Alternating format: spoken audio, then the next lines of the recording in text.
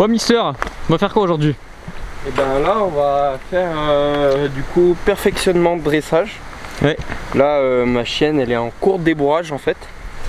Donc voilà, là elle est prête. Première étape, j'ai lâché des faisans, on va essayer de les retrouver. Je les ai lâchés la semaine dernière donc on va voir si on arrive à les retrouver. J'en ai déjà revu quelques-uns. On va faire un premier tour et puis après si on les trouve pas on l'entraînera sur mes pigeons avec une boîte d'envol. Allez. Allez zou. Qu'est-ce qu'il y a eu? Il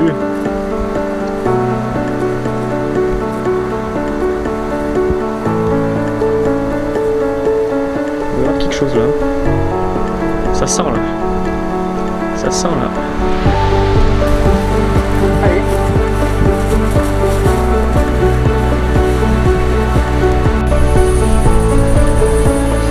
Et ben. Soit t'attaches la chienne, je vais y mettre, tu la tiens là. Ouais. Soit tu vas le mettre. Je l'attache et comme ça je peux te filmer au loin. Ouais. Bon du coup on va le mettre. Ouh là là, le focus il est long. Voilà, l'arbre là-bas. Comme ça. On dirait il y a un faisan. Je suis à caméra. Je dirais il y a un faisan. Regarde, oh. Ça fait la forme d'un. Regarde au pied de l'arbre. Ah ouais. Mais non. Bon voilà, on va se mettre là-bas. Et puis moi je vais tenir la chaîne et voilà. Regarde si elle a pas envie. T'as de la chasse toi, hein? Donc là du coup il est en train de préparer la petite cage en vol comme il nous a montré. Et puis après voilà, il faut juste que le vent il soit dans l'axe du chien pour que le chien puisse sentir le pigeon et marquer l'arrêt proprement. Et après Gabin puisse délivrer le coup de fusil pour que le chien comprenne que c'était bien ce qu'il a fait quoi. Viens là, doucement. Doucement. Elle est à 300 bars. Elle est à 300 bars. Doucement. Ah bien. Doucement. Donc là l'arbre il est juste là. Doucement. Regardez si c'est beau. Pas bouger. C'est très bien. Pas bouger. Pas bouger. Pas bouger. Pas bouger. Putain, ça met juste. C'est bien. T'es perché. C'est bien. Allez bien. Bah voilà. Allez bien. Ah là t'aurais dû prendre le fusil tu vois. Hein? T'aurais dû prendre le fusil là. C'est très bien fille. C'est très bien. Allez viens. Viens là, viens là, viens là. C'est bien ma petite fille. Parfait. Voilà.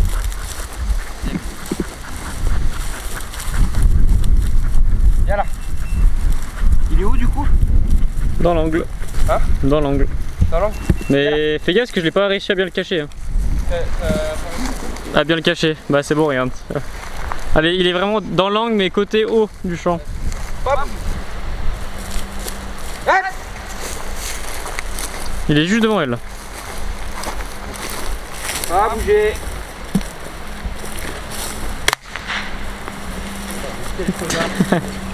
Voilà, c'est bien. Allez là. Là, là, là, là, là. C'est bien Victoire. C'est bien. Donc là on a vu qu'elle l'a bien arrêté à l'odeur, c'est bien parce qu'au début elle arrête là-bas donc elle prend l'odeur bien de loin. Après l'arrêt était un peu furtif mais on était quand même prêt donc... Puis le vent est compliqué parce que c'est derrière un mur alors. Voilà. Non c'était pas mal. Ça allait vite mais c'était pas mal. Ouais. Parfait. Nickel. Après ouais, le truc c'est que moi là, elle commence à avoir compris la musique avec les pigeons. Elle sait que dans la boîte, en tous les cas ça va décoller donc des fois elle bourra un peu, même beaucoup plus que quand c'est du gibier. Du coup, pour la cage. Donc maintenant on va vous présenter la boîte d'envol que j'utilise. Donc c'est pas une Doctra. Les boîtes d'envol en fait il y a quasiment que Doctra et certaines marques qui les font. Ça coûte très très cher. Ça coûte aux alentours de 400 €. Donc moi ce que j'ai fait c'est que je l'ai acheté sur le bon coin en fait. À un monsieur qui en fabriquait. Donc c'est la même qualité, à peu près la même portée. Donc comment ça marche? C'est des ressorts qui viennent déclencher en fait le système. On vient mettre notre pigeon dans le filet. rabattre, verrouiller un cran qui vient maintenir Il est où l'écran? le système fermé, donc Ok, c'est ouais. cette patte là.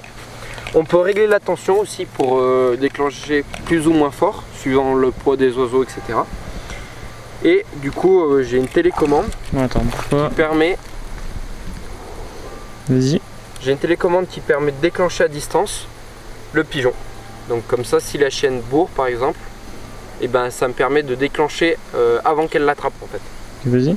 Donc voilà, j'ai juste appuyé sur le bouton et ça se déclenche. Ah oui, en fait ça le projette. C'est vraiment un très bon Et outil. je pensais pas, mais en fait le pigeon il est même pas écrasé dedans, il est vraiment bien. Non, non. Et en fait, du coup, on a des trous sur les côtés qui servent à laisser passer les émanations qu'émettent le pigeon. Donc le pigeon même, enfin il souffre même pas. Quoi. Non, non, il y a pas de douleur. Il est vraiment posé sur en On mode. dirait que ça, là, quand on déclenche comme ça, on dirait que ça les catapulte, mais en fait, le poids qui est mis sur le pigeon, c'est pas si fort que ça, parce qu'en fait, ça les envoie quoi, à 50-60 cm du sol. Ça permet de vraiment être sûr qu'il décolle quoi.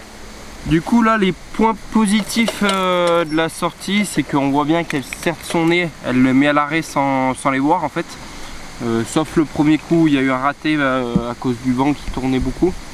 Mais là, les deux autres pigeons qu'on a mis, à chaque fois, elle les a bien arrêtés. Voilà, elle bourre toujours un peu, mais ça va venir avec le temps.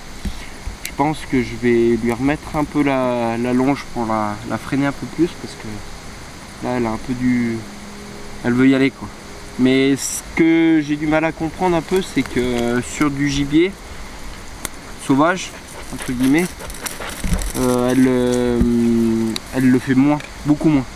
Elle m'attend beaucoup plus que là, ouais, dès qu'elle sent que elle doit connaître les odeurs des pigeons de chez moi. Et donc ça c'est très bien au niveau du nez. On voit bien que quand elle quête correctement, elle fait des grands virages, elle remonte bien le vent. Voilà, il y a juste arriver à la calmer. Bah après elle est jeune, hein, elle a quel âge? Plus compliqué, elle a 1 an. Ouais, donc bon voilà.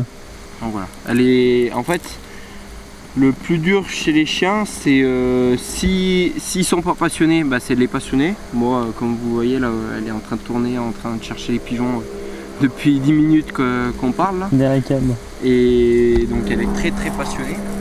Elle tourne depuis 10 minutes là. Un chien passionné, le plus dur c'est de lui faire tenir correctement l'arrêt. Mais après une fois qu'elle va avoir compris, oui, une fois qu'elle va avoir compris que bah, sans qu'elle tienne bien l'arrêt, il n'y aura pas de coup de fusil en fait. C'est très important ça, surtout leur première saison de chasse, de ne pas tirer n'importe comment en fait. Du genre un faisan qui part à 20 mètres devant elle, qu'elle a bourré, ça faut surtout pas le tirer. Faut en fait, surtout sur des faisans. Bah parce qu'après elle comprend et puis voilà quoi. C'est comme... Faut qu'elle comprenne que si elle se met correctement à l'arrêt, que son maître a le temps d'arriver, etc., qu'il va pouvoir servir correctement le gibier. Donc potentiellement il va avoir la mort. En fait, il faut qu'elle comprenne que sans son patron, bah, il n'y a pas de gibier. C'est une chasse à deux. Voilà, il n'y a pas de gibier.